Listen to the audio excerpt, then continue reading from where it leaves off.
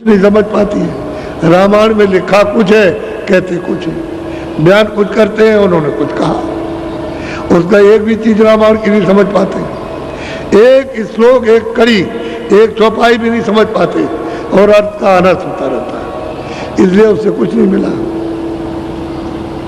ऐसे हो तो संतों ने जब उनको नाराज कर दोगे तो ऐसी चीज आपके सामने रख देंगे कि आप सब फंस जाओगे और कुछ नहीं पा सकोगे।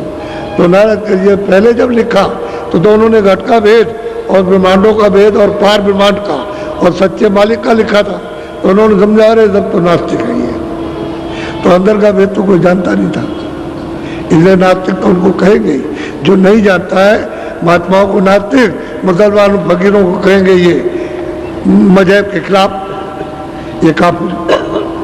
ऐसा ही होता है, हिंदू नास्तिक और मुसलमान काफिर। अब ये लोग पाते हैं और पूरे खुदा को, जो सच्चा शहंशाह है वहाँ सतलोक में उसको पाते हैं, ऐसे हिंदू पाते हैं उसको। दोनों का दर्जा एक ही है, वो कौम अलग है, वो कहते हैं मुसलमान, लेकिन रास्ते में इसमें कोई कौम नहीं है, न मुसलमान के लिए न हिंदू के लिए। उनके पास कोई जाओ, हिंदू जाओ तो पार करेंगे, हिंदू उनके पास जाए तो पार करेंगे। और ऐसा ही हुआ, उनके यहाँ कौम कौमियत कुछ है ही नहीं, हर जाति के लोग उनके पास गए, और जो ऐसे गए वैसे पक गए। इसी तरह का बिलाप उससे ज्यादा लोगों ने किया। बोलो, अब इसने साफ कह दिया कि मैंने उस घर को पा लिया जो सबका आधार है, सीधा सीधा, कि अदर रस पाया, अदर घर में पहुंचे जो ऊपर में आधार सबका, जो कहते हैं कि हमारा घर वहाँ सबसे परे है और अधर में है, वही जमीन है इन जीवात्माओं की, सबकी जमीन वही है। वो तो चेतन जमीन है, वो तो जड़ तो है नहीं है, जल पानी अग्नि वायु आकाश तो नहीं है, वहाँ तो नूर ही नूर है, प्रकाश ही प्रकाश है, और वहाँ ये सब कुछ नहीं, कोई धंधा नहीं, बस वही और अमृत और शब्द है, बस इसको पियो, आनंद लो। वहाँ तो अभी खचाखच वैसे सागर है वो। अब ऐसे जिन्होंने पाया उन्होंने साफ कह दिया कि हमने पाया, ये तो नहीं कहा कि हमने नहीं पाया, उसको बताया। अब गोस्वामी जी कहते हैं मैंने सकरा भी इसको तोड़ लिया, अच्छी तरह समझ लिया, इसको जान लिया, और ये पकी हुई है तो मैंने सकरा भेद, सब गोपनीय भेद उसको दे दिया और उसको चढ़ा दिया। अब वो पहुंच गई तो सैनी भी वही चिल्लाएगी, और वो कालू भी वही, वो चिल्लाएगा क्या नाम, वो भी वही चिल्ला रहा, और तीसरी भी वही चिल्ला रही। जब मिल जाएगा तो ऐसे होगा, यही होता है। आपसे कहते हैं भाई भजन करो, कह रहे हैं आपसे भाई कुछ कर लो, अपने जीवन में कुछ कर लो, चलो, तो आप बताइए फंसे रहते हैं।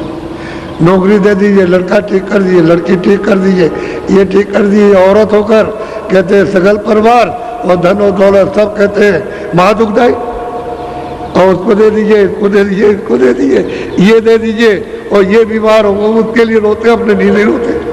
अपना काम कर लो कम से कम, उसके गुजरो तो हो ही रहा, इधर फंस गया क्या। और इनमें धनाढ़ सब है, पंडित जी भी जितने गए सब धनाढ़, सब पैसे वाले, काशी में कोई किसी तरह कमजोर नहीं। और ये तो मतलब दुकानदारी करते थे, बड़े बड़े व्यापारी थे, ये भी खुद धनाढ़, और उस समय सबके घरों में था। ऐसे नहीं कि आपके घर में तलाशी हो जाएगी और मतलब छापा पड़ जाए, ऐसे ही चाहे जितना भी रखिए आप, वो घर में रहता था, तो धनाढ़ थे। और वो कहते हैं कुछ नहीं थे, धन दौलत कुछ नहीं है, सब बीमारी है, ये सब कोई संग नहीं जाएगा, ये 4 दिन का सराय है, और ये जहाँ जीवात्मा को सूरत को निकाला तहाँ बस खत्म हो गया, सब खेल पड़ा है, सब कुछ जो कुछ भी है। तो इसलिए किसी में तड़प आती ही नहीं, सब इसी में बंधे पड़े हुए झगड़े में। एक तरह से किस तरह समझाओ तो बाहर से कहे हाँ ठीक है, और फिर उसके बाद उस दिन डूब जाते हैं, कोई मिलता नहीं है कोई। अब कोई मिले तो जल्दी काम हो उसका। अब उसको अगर जबरदस्ती करे, जबरदस्ती आपको खींचे, तो अगर कहोगे काल है, तो वहाँ काल का नाम ही तो दयाल है, तो दया करके दयाल देश में ले जाएगा, और काल ने मांग करके ले लिया तो आपको 84 नरकों में ले जाएगा। मनुष्य शरीर भी मिल जाए तो भी बहुत मेहरबानी, लेकिन मनुष्य शरीर भी नहीं मिल रहा, क्योंकि आपने उसके देश का कर्म तो किया नहीं। अच्छा जब कर्म नहीं किया तो मनुष्य शरीर नहीं मिलेगा। हम सब खराब कर रहे हो।